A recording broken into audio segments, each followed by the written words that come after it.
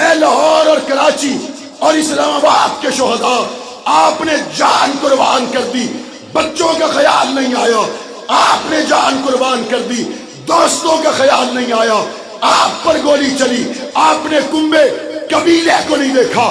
مجھے شہداء کی ہر قبر جواب میں کہتی ہے، رکے مصطفیٰ کو دیکھ کر صدیق نے ڈنگ کھائے تھے، پرواہ نہیں کی۔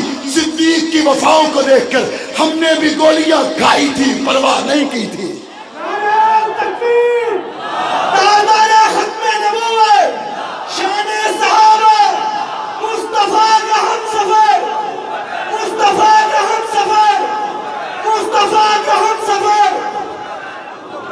جوانوں، آپ کے لیے کہہ رہا ہوں،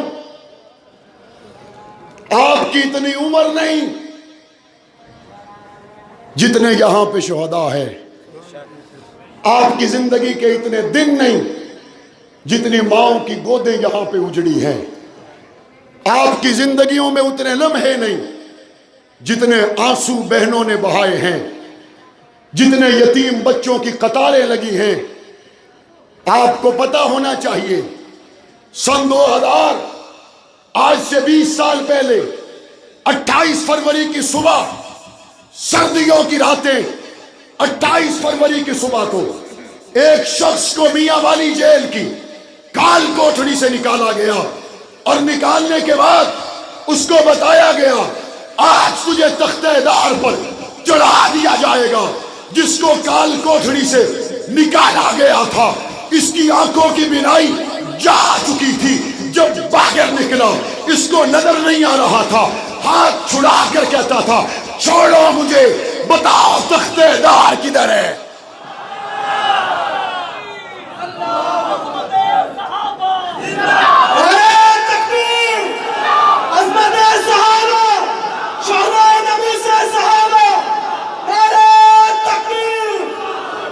کہا بس مجھے بتاؤ تختہ دار کدھر ہے؟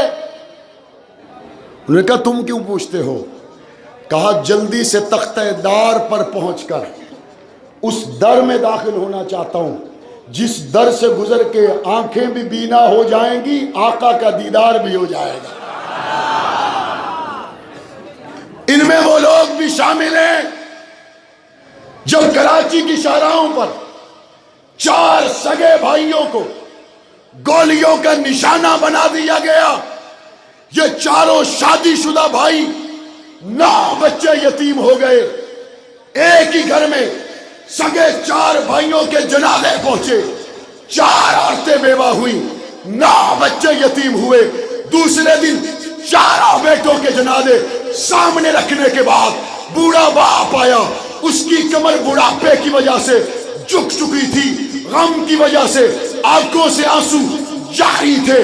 بیٹے کے جنازے میں پہنچ کر منہ مدینے کی طرف کے کہتا ہے، اے ابو بکر صدیق، 4 تھے، 4 اور بھی ہوتے تو آپ کے لیے دے دیتا۔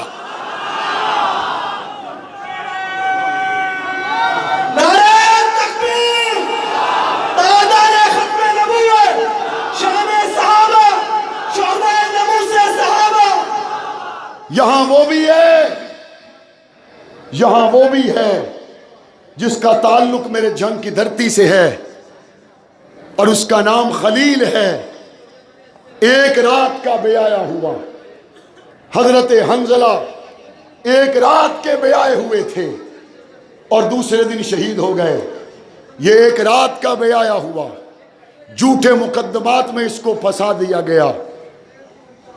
ولیمے کے دن دوستوں کی میزبانی کرنے کی بجائے کال کوٹھڑیوں میں چلا جاتا ہے، اور پیچھے اس کی بیوی اس کا انتظار کرتی ہے، اور جب بھی ملاقات پہ جاتی ہے یہ اس کو کہتا ہے کہ میرا مشورہ ہے، میری تیری ایک رات کی شادی تھی، میں تجھے چھوڑ دیتا ہوں تو کہیں اور نکاح کر لے۔ وہ جواب میں کیا کہتی ہے؟ کہتی ہے میرا دل چاہتا ہے اگر تو زندگی میں آ گیا تو پل ساتھ گزاریں گے، نہ آیا تو قیامت کے دن پاک پیغمبر کے ساتھ کوثر پہ ملاقات ہوگی۔ شیخو پورا کے لوگوں پھر کیا ہوا؟ پھر 1 2 3 سال نہیں گزرے، پھر 4 5 سال نہیں گزرے، پھر 7 8 سال نہیں گزرے، 28 سال کے بعد کال کوٹڑیوں سے نکل کر جب وہ رہا ہوا میں اس کو ملنے کے لیے گیا. خدا کی قسم کھا کے کہتا ہوں یہ صحابہ کرام کی محبت کی برکت ہے, صحابہ کرام کی نوکری کی برکت ہے. زندگی کے 28 سال قربان کرنے والے کی بیگم سے ملا, خلیل سے ملا, جواب میں کہا خدا کی قسم ناموس عائشہ کے لیے 28 زندگیاں بھی قربان کرنی پڑتی تو کر دیتے.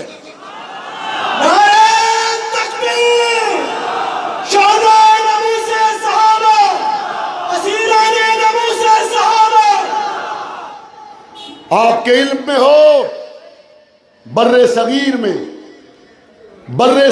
میں جیل کی جو ریکارڈڈ ہسٹری ہے, جو جیل کی محفوظ تاریخ ہے, جیل کی اس محفوظ تاریخ کے اندر سب سے لمبا قیدی 28 سال 6 مہینے کا قیدی ہے. کتنے سال کا؟ 28 سال 6 مہینے کا. کوئی یہاں 25 سال کا بیٹھا ہے تو ہاتھ کھڑا کرے. کوئی 25 سال کا بیٹھا ہو, 26 کا بیٹھا ہو, 27 کا بیٹھا ہو, 25 والا بھی ہاتھ کھڑا کرے, 26 والا بھی ہاتھ کھڑا کرے, 27 والا بھی ہاتھ کھڑا کرے, 28 والا بھی ہاتھ کھڑا کرے. یہ بیٹھے ہوئے 25 26 27 سال, 28 سال کے جوان, تم پیدا بھی نہیں ہوئے تھے کہ وہ کال کوٹھڑیوں میں تھا. تم پیدا بھی نہیں ہوئے تھے, وہ سلاخوں کے پیچھے تھا.